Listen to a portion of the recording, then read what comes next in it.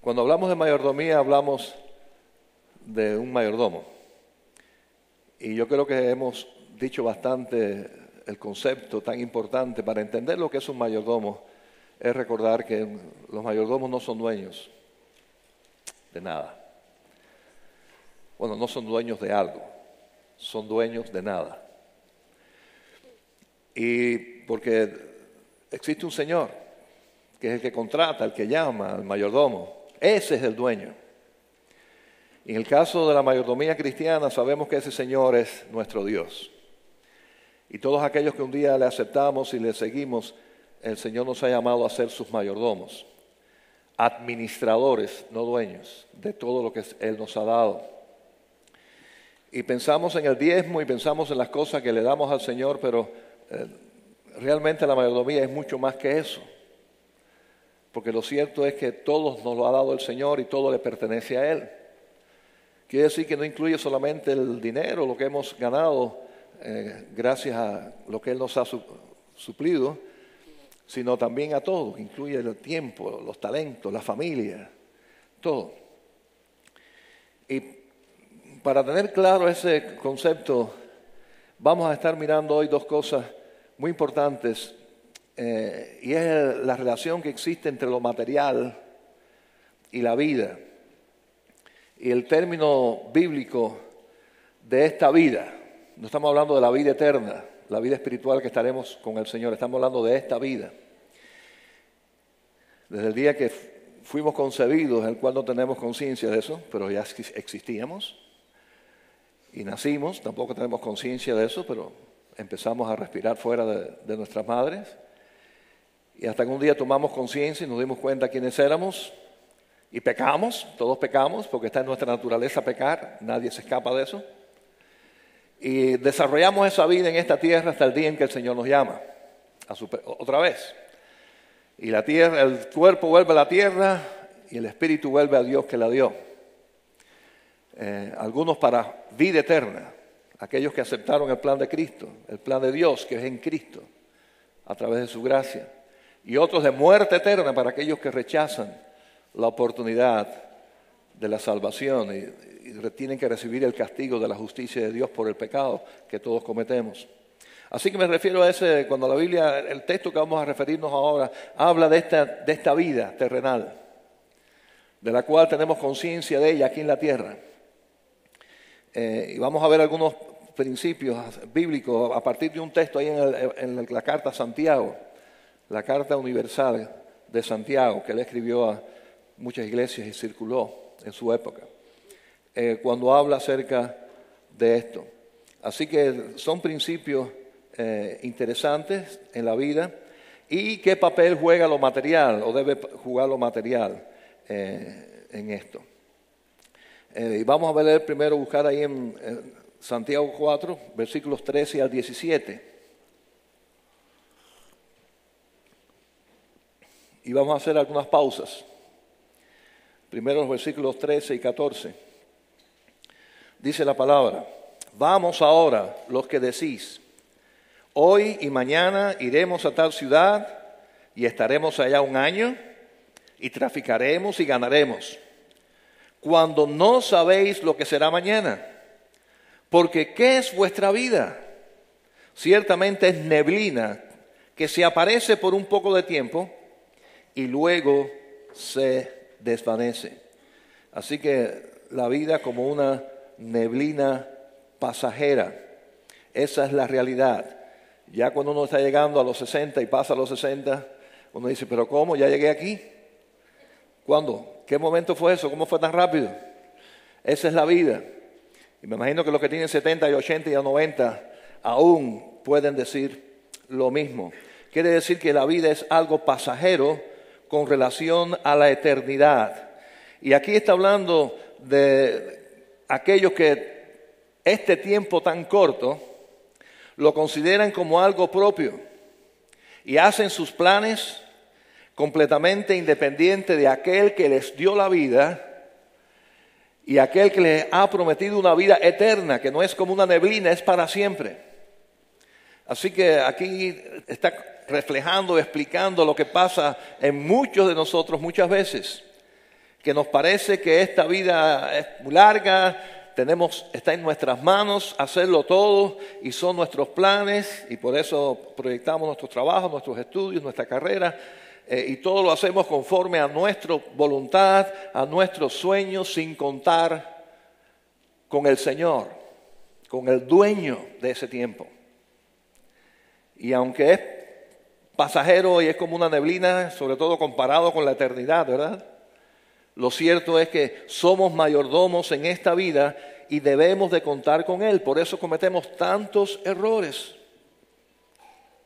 Porque organizamos nuestra vida conforme a nuestros deseos, como si fuéramos dueños de todo sin contar con el dueño, siendo malos mayordomos.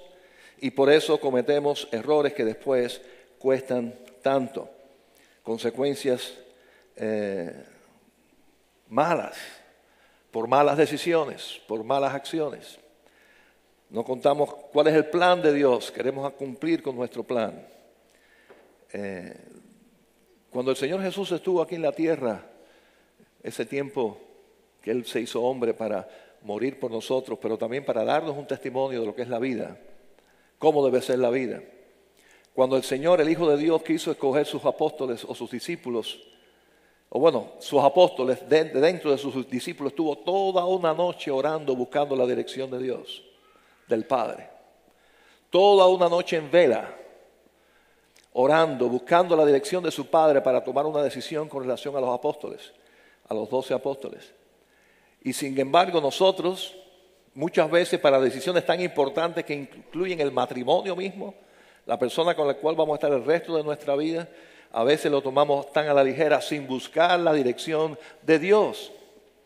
Eso es un grave error. Debemos de contar con Él. Él es el dueño. Por eso en esta vida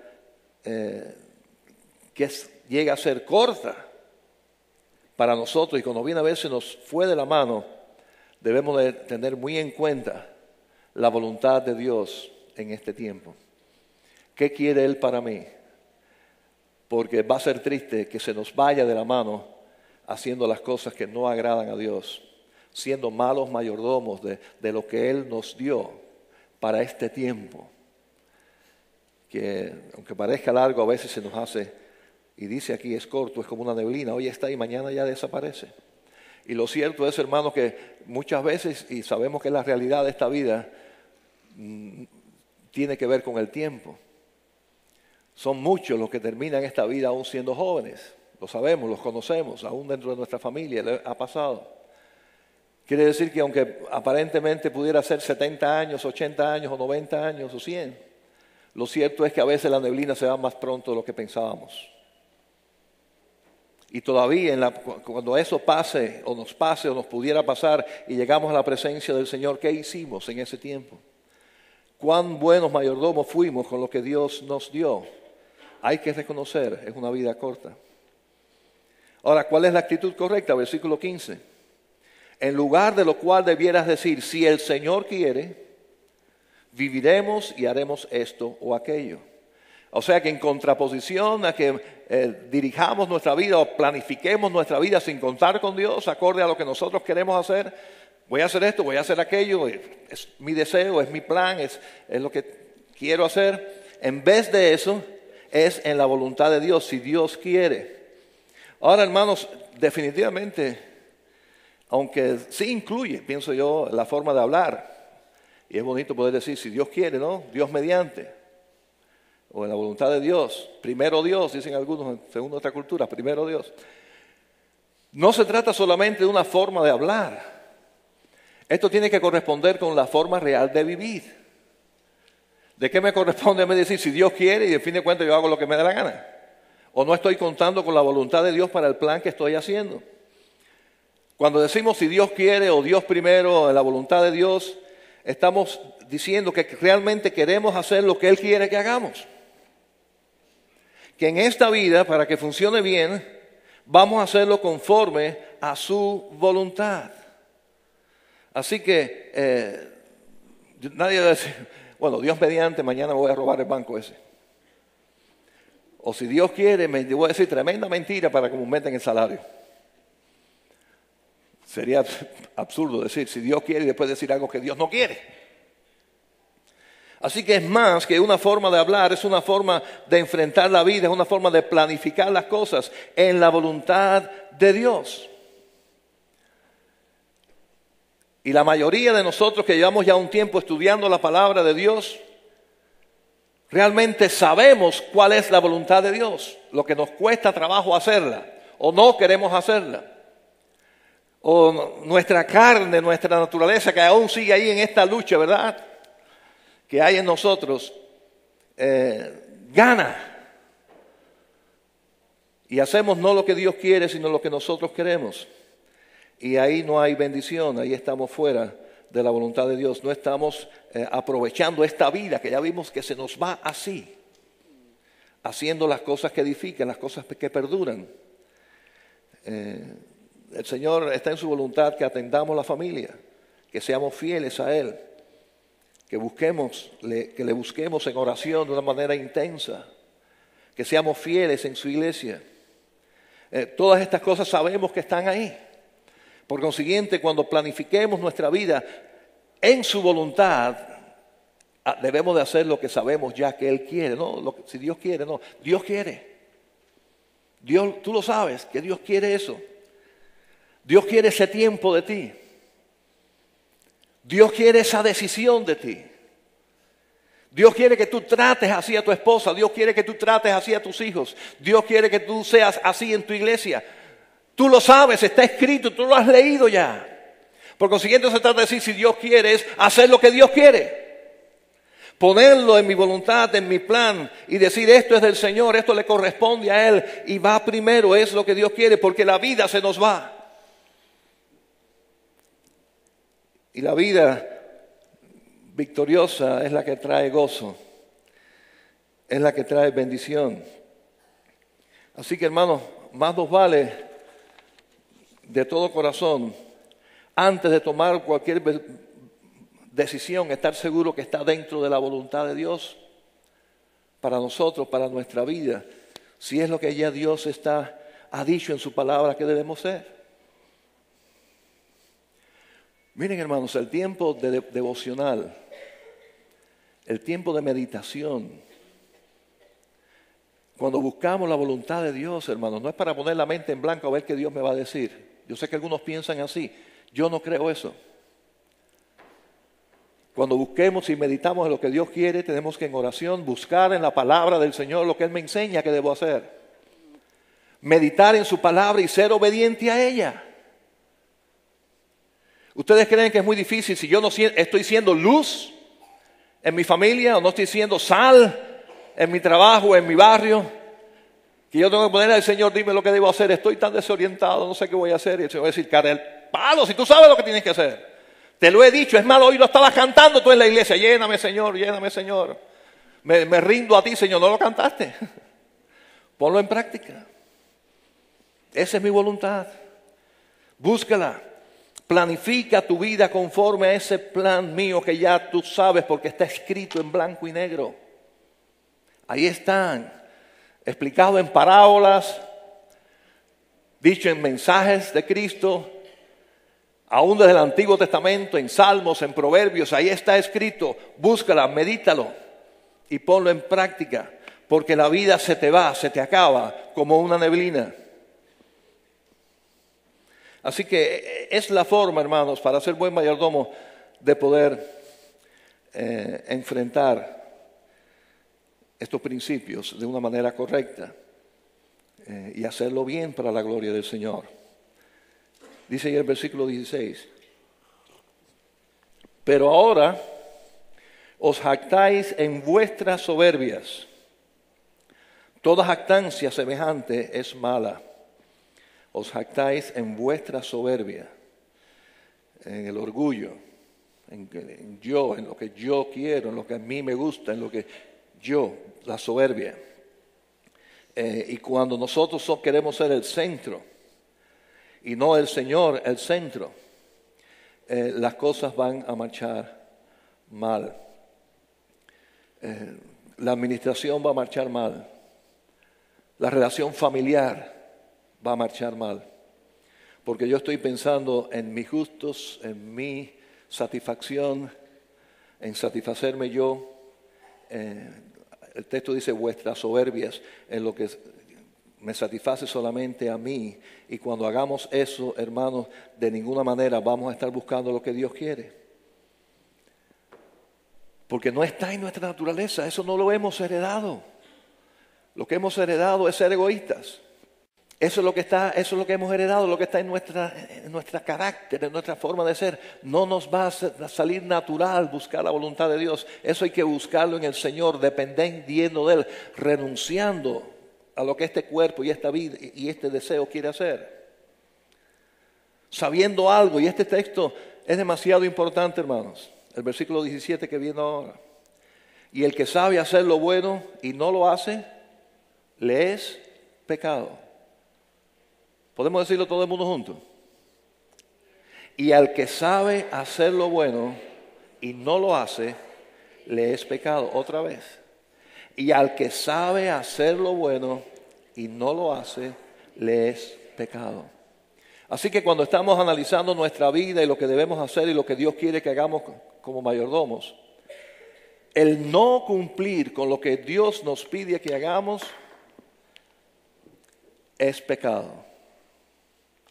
Por eso, hermanos, muchas veces en la oración, y yo creo que es algo que debemos de reconocer, cuando estamos confesando a Dios nuestros pecados, no se trata solamente de las cosas malas que hemos hecho. Se trata también de las cosas buenas que no hemos hecho, ¿sí o no? Es lo que la Biblia enseña. Cuando dejamos de hacer lo que como hijos de Dios debemos de hacer, cuando dejamos de cumplir la obligación que Dios nos ha dado como su iglesia, de que seamos sal y luz en un mundo que se pierde, cuando dejamos de ser el testimonio que debemos ser, que es la única esperanza de este mundo, cuando dejamos de orar como debemos de orar, cuando dejamos de darle a nuestro Dios lo que a Él le corresponde y Él está esperando, cuando vemos una persona necesitada y nos hacemos de la vista gorda, si no visitamos al enfermo, si no damos ropa al desnudo, si no damos agua al sediento, si no nos congregamos, si no confortamos al que está triste, si no damos un pedazo de pan al hambriento, si no predicamos a tiempo y afuera de tiempo, hermanos, ¿qué estamos haciendo? Estamos pecando. Estamos malgastando nuestra vida, estamos no haciendo lo que el dueño nos ha dicho a nosotros como sus mayordomos que hagamos. Por consiguiente, le estamos fallando, estamos haciendo lo incorrecto, estamos en desobediencia. Yo creo, desde mi punto de vista, que no hay nada más triste que la vejez de una persona que nunca haya glorificado a Dios con su vida. Lo creo. Pienso que debe ser horrible, debe ser parte de una depresión, de decir, se me fue la vida, ¿y ahora qué? Y mirar para atrás en este tiempo que Dios le permitió vivir, mirar esa vida que Dios le regaló, saber que respiró y tomó el agua y todo que Él no hizo, que alguien hizo por Él que se llama Dios, y poder reconocer que no hizo nada para ese Dios debe ser terrible, pienso yo. Debe ser depresivo. Y posiblemente ustedes se han visitado lugares de ancianos, cosas así, o han podido ver, yo lo he experimentado, como una amargura, como un resentimiento contra la vida. Se sienten olvidados, se sienten abandonados y no ven nada más allá que eso, y la vida se convierte en un tormento. Los últimos años de la vida, y es lo que he podido observar. Una vez visité por mi profesión cuando estaba estudiando arquitectura, yo creo que le he contado esto, tuve que hacer un proyecto de un asilo de ancianos y nos llevaron a varios asilos de ancianos. Todo el mundo salía de ahí depresivo. Y yo me imagino que mis compañeros que no eran cristianos dirían, si eso es lo que me espera, mejor morirme ahora. Porque ahí había gente maldiciendo la vida. Y realmente sí, posiblemente estaban abandonados muchos y olvidados de su familia, pero aquellas personas estaban amargadas hasta el máximo. Allí tú no veías un ápice de esperanza, o de una cara sonriente, de decir, he vivido la buena vida, o una vida buena. Se parecen los dos, y realmente los dos debieran ser lo mismo. Pero qué distinto, hermanos, cuando conocemos un anciano o una anciana que vivió su vida sirviendo a Cristo. ¿Damos testimonio de eso? ¿Qué es lo que vemos ahí? Una persona en paz. Porque lo cierto es que mientras más se acerque el momento, por la ley de la vida, vamos a decir así, en que va a partir de este mundo, en más gozo y más esperanza vive de poder ver el rostro de su Señor. Y cuando mira para atrás su vida, sobre todo de aquellos que tuvieron la bendición de conocer al Señor jóvenes y tuvieron una larga vida sirviendo al Señor, pueden decir, gloria a Dios, cómo el Señor me usó, cuántas personas pudieron ser bendecidas, cuántas personas fueron tocadas. Si pude ser luz en algún lugar, cuántas personas en la oscuridad conocieron esa luz gracias a que yo estuve alumbrando allí. Hermano, todo eso es gozo, amén. Da a la vida sentido. Y cuando se les vaya, como se les va a ir a todos, o se nos va a ir a todos, pueden decir, bendito sea el nombre del Señor. Y hermanos, estos textos de la Biblia es para que abramos los ojos a la realidad. No me canso de decir esto. No nos dejemos engañar por un mundo que está en la oscuridad. Por muchos títulos que tengan, por mucha sabiduría humana que tienen, les falta la sabiduría de Dios. Los que viven con los pies en la tierra son los hijos de Dios. Tienen los pies en la tierra y saben lo que está pasando realmente.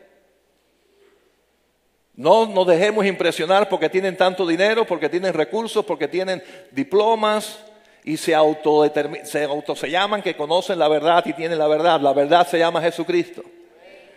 Y nosotros tenemos esa bendición, no por ser más inteligentes que ellos, sino porque estamos bendecidos. Por la gracia de Dios, no porque tengamos ningún mérito. Todo el mérito es de Dios, amén.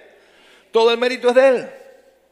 Por consiguiente, no se trata de que vanagloria, nosotros tenemos la verdad, no, nosotros humildemente recibimos un regalo y damos gloria a Dios por eso. Ahora, gracias a ese regalo, podemos decir que la vida tiene sentido.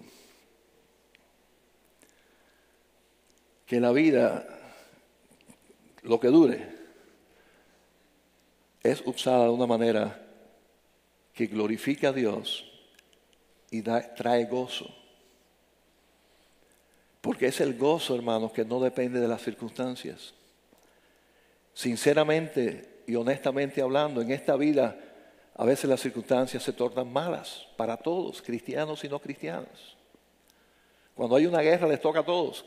Cuando viene un huracán les toca a todos. Cuando hay una inundación les toca a todos. Si hay una crisis económica nos toca a todos. Quiere decir que las circunstancias en esta vida se tornan a veces difíciles. Y el hecho de que seamos cristianos no nos da una burbuja de cristianos que nos evitan esos problemas. Porque llegan y nos tocan a veces fuertemente en nuestra vida. Pero ¿qué es lo que pasa? Que nuestro gozo no depende de esas circunstancias. Depende de un Dios poderoso que es nuestro Señor y que está en nosotros.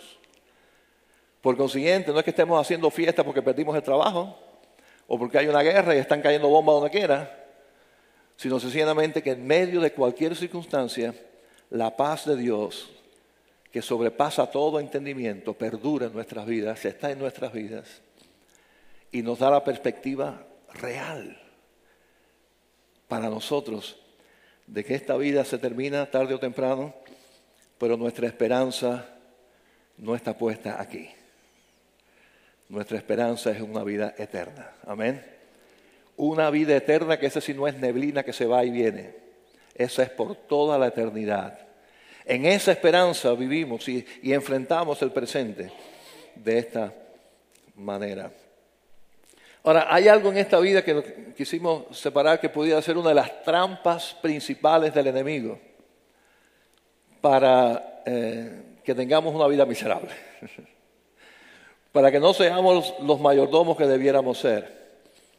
Y el enemigo ahí con toda su astucia Bueno, hay un refrán que dice, más sabe el diablo por viejo que por diablo. No, es un refrán, no está en la Biblia. Pero tiene una gran verdad. Muy astuto, mucha experiencia en cómo nos comportamos los humanos, mucha experiencia en cómo se comportan los cristianos y los que dicen ser cristianos y no lo son. Y debido a que tiene un aliado en nuestra naturaleza pecadora, hay una trampa grande. Y vamos a hablar allí acerca de las riquezas en el capítulo 5, 1 al 3. 1 al 6, perdón. Pero vamos a ver primero 1 al 3. Y es cuando buscamos mal las cosas. Vamos a ver qué dice el versículo 1 al 3. Dice, vamos ahora ricos, llorad y aullad por las miserias que os vendrán. Vuestras riquezas están podridas y vuestras ropas están comidas de polilla. Vuestro oro y plata están enmohecidos, y su moho testificará contra vosotros, y devorará del todo vuestras carnes como fuego. Habéis acumulado tesoros para los días postreros. Así que aquí está hablando de aquellos que han puesto su esfuerzo, su vida, sus talentos, su tiempo en buscar algo que después no sirvió o no le sirvió para las cosas más importantes. Vamos a ser sinceros, sí sirve. El oro sí sirve y el dinero sí sirve. Nos ayuda para vestirnos, manejar, vivir, comer, etcétera, etcétera. O sea que no es que estamos ahora renunciando al dinero porque reconocemos que es necesario en esta vida. ¿Pero a qué se refiere aquí? A aquellos que lo han hecho la prioridad de sus vidas, la razón de su vida, a lo cual dedicaron todo su tiempo, esfuerzo para lograr estas cosas. Y al final, cuando la vida disipó como una niebla y lo que les queda es eso, resulta que no les sirve, no les puede resolver el problema de ahí en adelante. Así que está hablando de ricos que pusieron una riqueza y esa riqueza se pudrió. Habla de ropa que le cayó polilla. Habla de oro y plata que enmohecieron, quiere decir, se echaron a perder. Así que ahí está declarando que abramos nuestros ojos qué debe ser prioridad en nuestra vida. ¿Qué es realmente lo que es importante como número uno? Y en la vida hay prioridades y definitivamente el dinero tiene una parte en esas prioridades. Hay que trabajar y hay que comer. Y hay que pagar los biles y hay que hacer todas las cosas, ¿sí o no? ¿Verdad? Claro. Pero ¿qué cuando eso se convierte en el centro de mi existencia? ¿Qué es lo que está pasando sobre todo en esta sociedad? Bueno, en esta sociedad, y yo diría en toda sociedad, en unos para tener de más y en otros para sobrevivir, pero se convierte en el centro de nuestra lucha, de nuestra vida, de nuestra preparación, de todo nuestro esfuerzo. Y olvidamos lo más valioso. Olvidamos, hermanos, lo que realmente nos hace seres humanos. No es la ropa que vestimos ni el carro que manejamos. Es algo más profundo en el ser. Es esa parte espiritual que no podemos dejar como algo secundario. Lo que es secundario es lo otro. No digo que no es necesario, pero no es lo más importante. No sé cuántos de ustedes han conocido, quizás hasta nos pasó a alguno de nosotros, de algún padre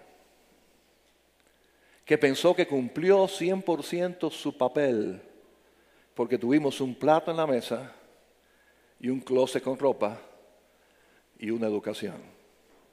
No digo que levanten la mano, pero quizás alguno de nosotros pudo haber sufrido eso. Y no se reconoció que lo que ese niño más le importaba o necesitaba era amor, comprensión, amistad. ¿Entiende lo que quiero decir? Es abrirnos los ojos, abrirnos nosotros los ojos en esta vida para un buen mayordomo que es prioridad, que se debe tomar con toda pasión, con toda entrega. ¿Qué debe ser lo primero? ¿Qué es lo que realmente yo como hijo de Dios, como ser hecho a su imagen y semejanza, más necesitamos? ¿Qué es lo que realmente nos va a acompañar cuando ya la vida esté llegando a su fin y lo que la cuenta en el banco ya no nos sirva para más nada? O lo que tengamos escondido debajo del colchón, como hacemos en otros países, o debajo de la cama, en un hueco. ¿Qué van a hacer con eso? ¿Meterlo en la caja de muertos contigo? ¿De qué te va a servir la casa en la playa si ya no puedes moverte ni para ir a la playa? Y no digo que es rico tener una casa en la playa. Ojalá todos tuviéramos una casa en la playa y nos invitáramos unos a otros. Pastor, vamos para mi casa. Yo digo, sí, vamos. Y yo los invito a ustedes, y etcétera. Pero hermanos, cuando eso no es el centro, reconocer que eso no va a resolver el problema principal de nuestra vida como seres humanos que somos. Hermanos, nada más que piensen, analicen esto. Pónganle un poquito o vamos a ponerle un poquito de sentido. ¿Por qué fue que el Hijo de Dios dejó su trono en la gloria junto a su Padre? Se hizo hombre, se encarnó por amor y vivió esta vida que le tocó vivir aquí tan dura hasta una muerte terrible en la cruz. ¿Por qué habrá sido que Cristo hizo eso? ¿Habrá sido para que manejemos un mejor carro? ¿Habrá sido para que nos usamos ropa de marca? ¿Habrá sido para la mejor universidad que podamos ir? ¿O habrá sido para que nuestro espíritu tenga vida eterna y salga del infierno al cual estábamos condenados? Cristo hizo todas esas cosas por valores espirituales eternos, no por nada material. Lo cierto es, hermanos, que muchísima gente con mucho materialmente hablando, cuando mueran, estarán por la eternidad separados de Dios en un castigo eterno, porque Dios es un juez justo y condena el pecado. Y muchos que tuvieron muy poco, materialmente hablando, disfrutarán una eternidad. ¿Por qué? Porque supieron reconocer dónde poner su fe, dónde estaban las cosas de valor, las cosas eternas. Y recibieron este regalo precioso de Dios gracias a lo que Cristo hizo. Hermanos, el regalo de la salvación no se da por ningún dinero que paguemos. Claro que ser diezmador y que todas estas cosas traen bendición, pero de ninguna de esas cosas depende nuestra salvación. ¿Verdad que sí? ¿Amén? Nuestra salvación depende de un regalo que Dios nos quiso dar. No costó nada, no hay que dar diezmo para eso. No hay que venir a la iglesia, no hay que hacer absolutamente nada. Lo que hay que hacer es, bueno, si hay que hacer algo, poner la fe en Jesucristo y arrepentirse de nuestros pecados. Quiere decir que ninguna de estas cosas que estamos hablando materialmente tienen que ver con la salvación. La salvación es por fe, es un regalo por la gracia de Dios. Ahora, si entendemos eso y sabemos que eso es lo más importante, entonces nuestras prioridades en la vida, ¿hacia qué van a estar dirigidos? A lo que solamente nos sirve aquí, en una vida que se nos va a ir como una neblina, como decimos el texto, o en las cosas que van a ser eternas. Yo digo que es más inteligente, más sabio poner nuestra inversión en las cosas eternas. Es lo que Dios nos dice.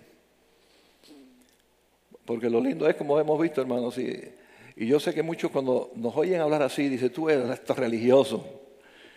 Tienen la mente puesta allá y viven en un mundo por venir y no tienen los pies puestos en la tierra. Y déjenme decirle, ¿saben por qué eso es tan falso? Porque los que vivimos en esta esperanza, esta vida es mejor.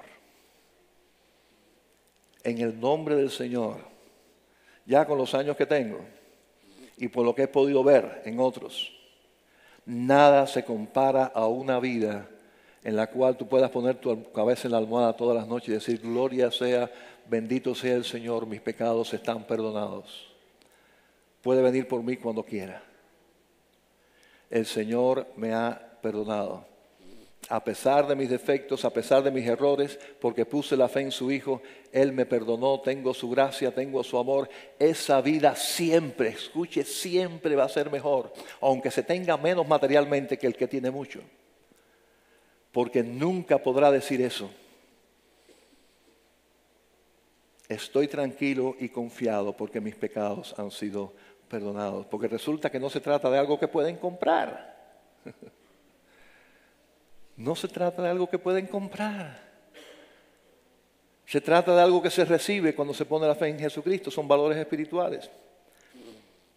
Como dice y también ahí en versículos del 4 al 6, la otra parte del texto. He aquí, clama el jornal de los obreros que han cosechado vuestras tierras, el cual por engaño no les ha sido pagado por vosotros. Y los clamores de los que habían cegado han entrado en los oídos del Señor de los ejércitos. Habéis vivido en deleite sobre la tierra y sido disolutos. Habéis engordado vuestros corazones como en día de matanza. Habéis condenado y dado muerte al justo, y él no os hace resistencia. Así que aquí, claro, Santiago está hablando no solamente de los que ponen las prioridades mal, sino los que en el proceso también hacen malas cosas. Está hablando aquí de unos ricos que pusieron su esperanza en una riqueza que no les sirve de nada, pero además para hacerse ricos explotaron a otros, pecaron, hicieron lo incorrecto. Así que en este caso es un doble mal. Hermanos, cuidado con esto. Los recursos y las cosas que hacemos que debemos de buscar para el Señor tienen que estar siempre en su voluntad.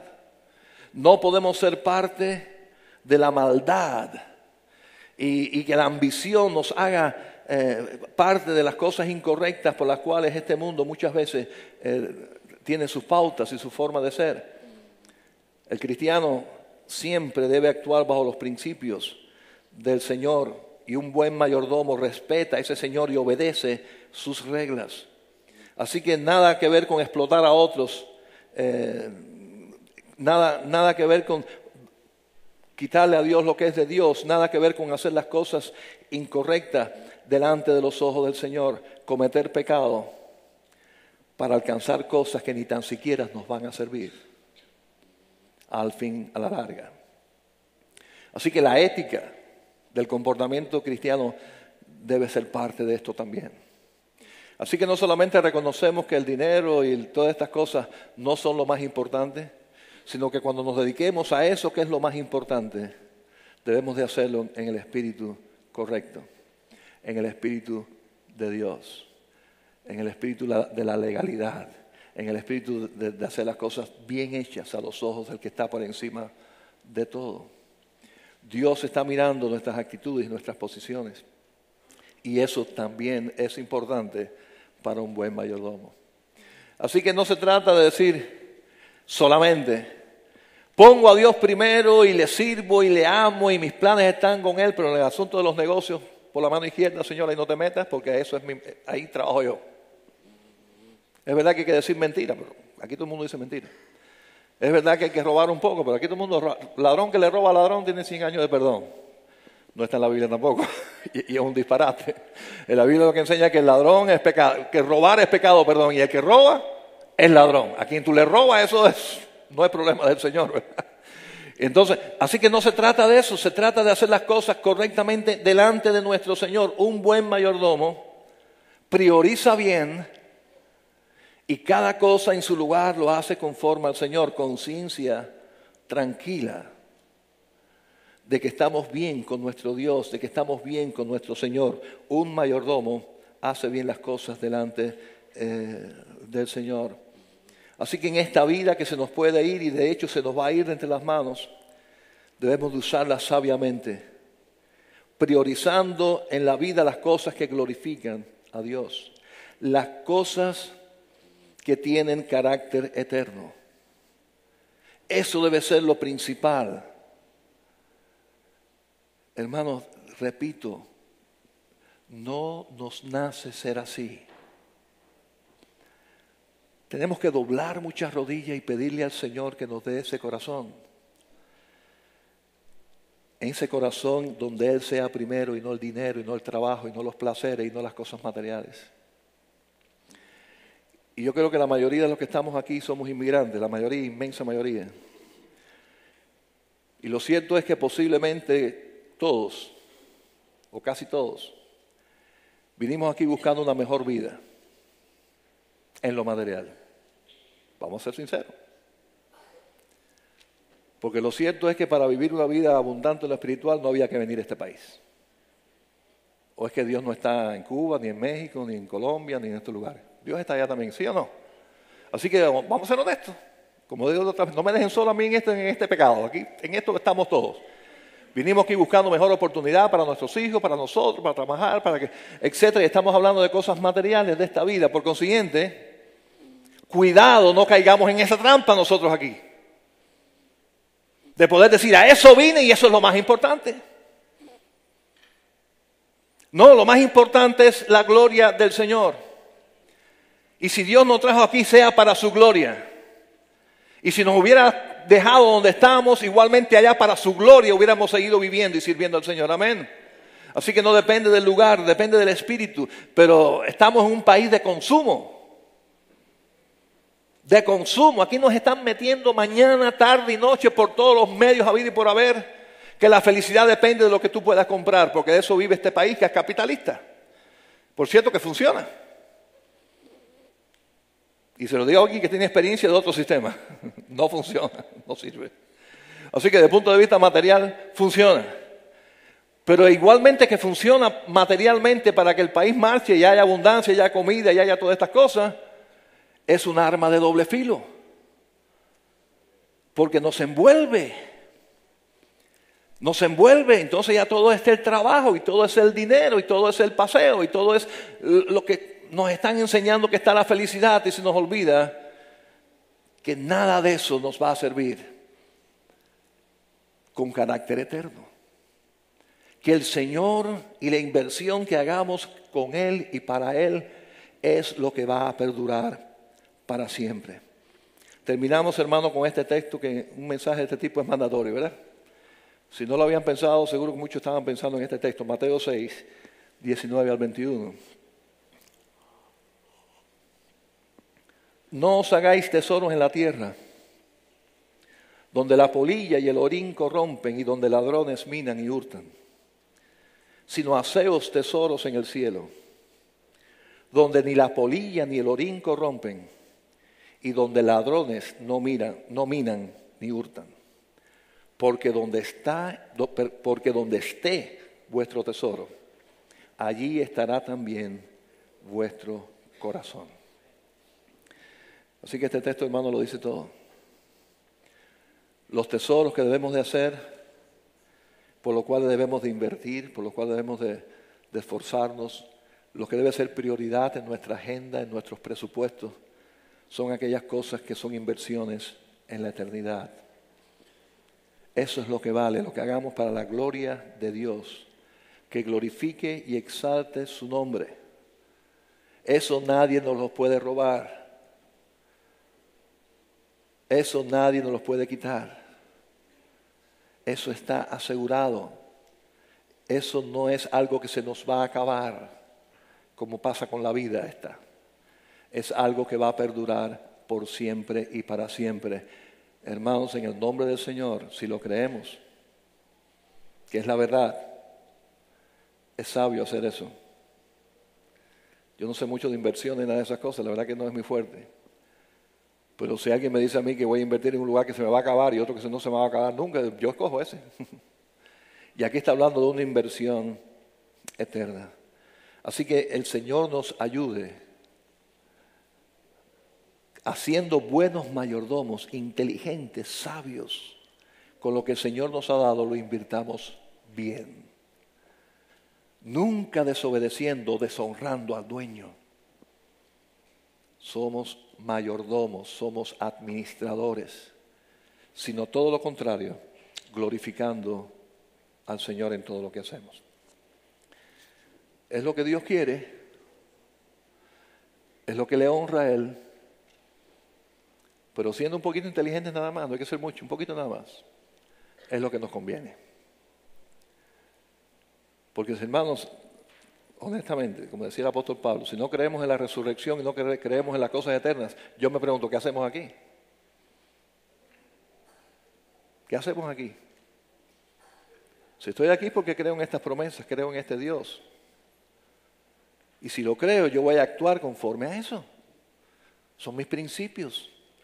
Son los principios por los cuales espero que todos nosotros estamos dispuestos a dar nuestra vida y a dar nuestra libertad, como están haciendo muchos cristianos en otros lugares del mundo. Por esos principios, por los que estamos dispuestos a morir si fuera necesario.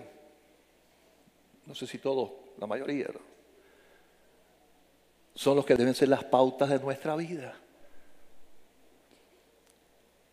Una de las cosas terribles que ha hecho la supuesta iglesia de Cristo es predicar esto y vivir una cosa totalmente distinta.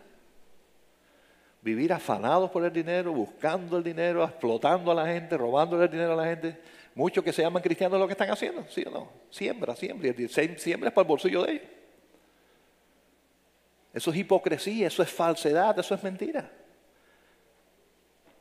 Si vamos a vivir lo que predicamos y lo que creemos, nuestras prioridades no pueden ser materiales, son eternas. Es hacer tesoros en el cielo.